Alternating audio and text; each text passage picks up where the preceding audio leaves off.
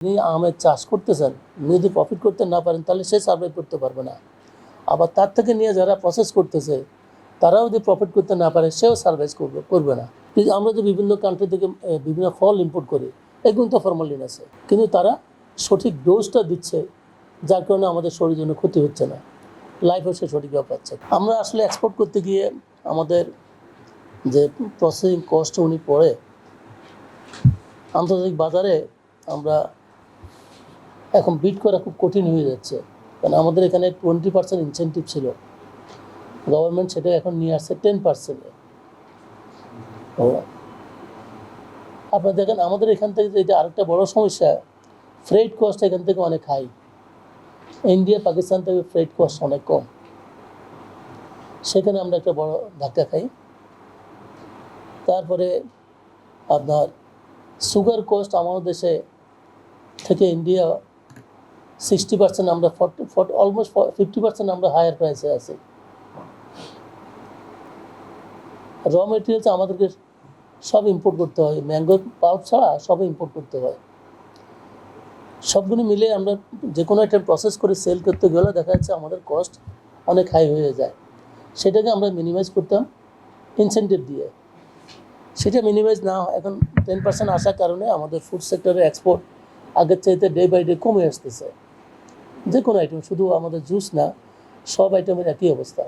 তো যদি সামনে এলডিসিতে গেলে যদি এটা অফে হয়ে যায়, 10% যদি না থাকে, তখন এটা এক্সপোর্ট আরও ডাউনে যাবে।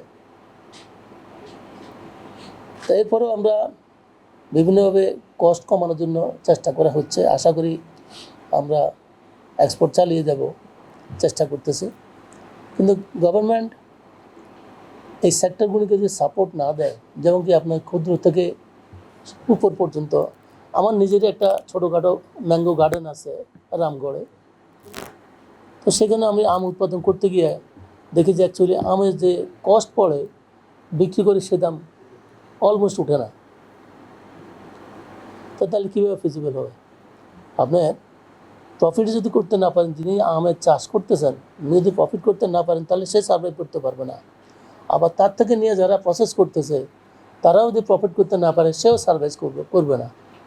প্রত্যেকটা সেক্টরে উৎপাদনকারী থেকে আরম্ভ করি বাজারজাত করা পর্যন্ত প্রত্যেকটা সেক্টরে যেন প্রফিটেবল হয়, তাহলেই ওই সেক্টরটা ডেভেলপ করে। এখন সেটার জন্য গভর্নমেন্টের বড় সাপোর্ট লাগবে, এবং যারা উদ্যোক্তা কাজ করতেছেন তাদেরও কাজ করতে হবে সে কীভাবে কষ্ট কমায় নিয়ে আসতে পারে। এবং আমাদের দেশে এখনও অনেক ফল সে আগের নিয়মে আগে যে ফল হতো এখন সেই ফলে হচ্ছে। আধুনিকভাবে পৃথিবীর অন্যান্য দেশে, বিশেষ করে থাইল্যান্ড, আপনার ফিলিপিন, ওই সমস্ত দেশে এখন ওরা গবেষণা করে করে বিভিন্ন ধরনের ফল নিয়ে আসতেছে।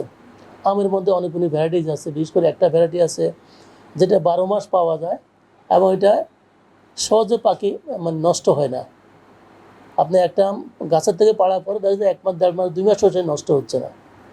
তাহলে ওই আমটা চাষারা ফিজিবল হয়, মানে লং টাইম সে বিক্রি করতে পারে, এবং ওই আমটা এক্সপোর্ট করতে তার জন্য সুবিধা হয়। এবং ভাই যেটা বললেন, আরেকজন ভাই বললেন যে আমাদের এখান থেকে যে এখান থেকে ফ্রেটে যাইতে যে সময়টা লাগে, শীতে যাইতে, এই সময় দেখা যায় এই ন্যাচারাল ম্যাক্সিমাম ফলে লাইফ থাকে না, এদিকে সেই লাইফ দেওয়া যায় না নিত এয়ারে। যেমন কি আমি আমেরিকা দেখছি, আমেরিকাতে মেক্সিকো থেকে আম আসে বিক্রি হয়, কোনো স্বাদ নাই, কোনো টেস্ট নেই, কিন্তু তারপরও ওইটাই আসে কী কারণে? সেটা কাছাকাছি কান্ট্রি, প্রতিবেশী কান্ট্রি, কম দামে তারা সাপ্লাই দিতে পারতেছে। আমার দেশে আম তার সাথে অনেক অনেক বেটার, কিন্তু আমরা কস্টিংয়ে পোষাতে পারি না, যার কারণে ব্যবসায়ীরা নিয়ে ওইখানে 2-1 দোকানদারকে আমি জিজ্ঞাসা করছি তোমরা বাংলাদেশ থেকে কেন ম্যাঙ্গো আনি বিক্রি করে না? তখন তারা বললে আমাদের কস্টিংয়ে আসে না, যে দাম পড়ে এই দামে আমরা পোষাতে পারি না, মেক্সিকান আমটা সস্তা, যার কারণে কাস্টমার সেটা চয়েস করে। এখন একটা বাজারের জন্য অনেকগুলি প্রক্রিয়া আছে, প্রত্যেকটা পয়েন্টে যদি ফিজিবল থাকে তাহলে গিয়ে যে কোনো আইটেমের বাজার হয়। আর ব্যবসায়ীরা যেটা লাভ পায় সেটা সবাই ঝাঁপায় পড়ে। ব্যবসায় কাজ হলে যেখানে আর লাভ আছে সেখানে যাবে, কিন্তু লাভের করার মতো সেই প্রসেস আমাদের করে দিতে হবে, সেটা গভর্নমেন্টের যেখানে করণীয় আছে গভর্নমেন্ট করতে হবে। আপনি ইন্ডিয়া দেখেন, ইন্ডিয়া যারা এই ম্যাঙ্গো চাষ করে, বিভিন্ন ফল চাষ করে, ওদেরকে গভর্নমেন্ট বিভিন্নভাবে সাহায্য করতেছে। বিভিন্ন প্রণোদনা দিচ্ছে যেন তারা কস্ট কম পড়ে বিক্রি করতে পারে। কিন্তু আমার দেশের গভর্নমেন্ট থেকে সেরকম কোনো উদ্যোগ, বড় রকম কোনো উদ্যোগ এখনো হয়নি, যেটা অত্যন্ত প্রয়োজন। এবং এগ্রিকালচার ডিপার্টমেন্ট, বিএসটিআই ডিপার্টমেন্ট সবাই এখানে উদ্যোগ আছে। প্রশাসন করলেও ওখানে সেটা কোয়ালিটি হচ্ছে কিনা, সে কোয়ালিটিটা এনশিওর করতে হবে। আমি প্রশাসন করলে কিন্তু কোয়ালিটি না হলে তাহলে হবে না। তারপর আমার দেশে আরেকটা সমস্যা, যেটা আমরা সব দেশেই ইনসেকটিসাইড ইউজ করে, প্রিজারভেটিভের জন্য বিভিন্ন কেমিক্যাল ফরমালিন ইউজ করে। কিন্তু আমার দেশের সমস্যা হলো কোনটার জন্য কতটুকু পরিমাণ দিব, আমার দেশে যারা এগুলি করে তারা এগুলি জানে না। দেখা যায় ওভারডোজ দিয়ে বসে থাকে, যেটা একদিকে হেলথ হ্যাজার্ড, অন্যদিকে এক্সপোর্ট করলে সেখানে গিয়ে বিপদগ্রস্ত হই। তো এই যে যারা চাষ করে তাদেরকেও এই সমস্তগুলি ট্রেনিং দিতে হবে। এগুলি সরকারি দায়িত্ব, সরকার এগুলি ট্রেনিং দেবে। এগ্রিকালচার ডিপার্টমেন্ট হোক, বিএসটিআই হোক, যাই হোক, যে যা অথরিটি আছে। এবং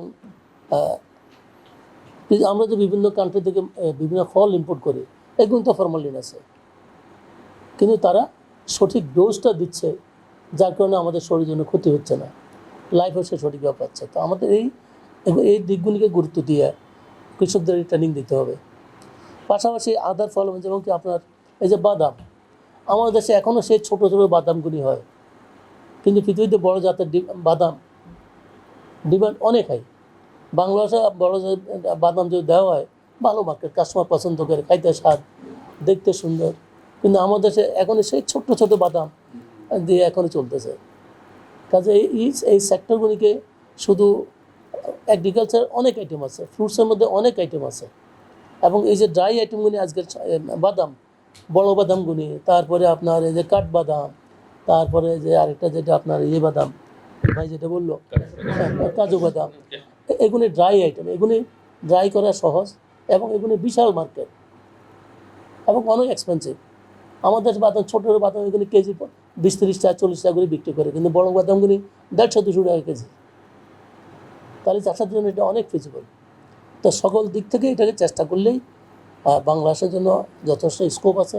আমাদের দেশে এখনও লেবার কস্ট কম, আমাদের দেশের সব কিছু খরচ কম আছে, কিন্তু আমাদের প্রক্রিয়া সিস্টেমগুলি কিন্তু আমরা পিছিয়ে আছি। গুড লাক পেনের সফট অয়েল বেসড ইঙ্ক দেয় নিখুঁত লেখার আত্মবিশ্বাস। Good luck pen. Make your luck.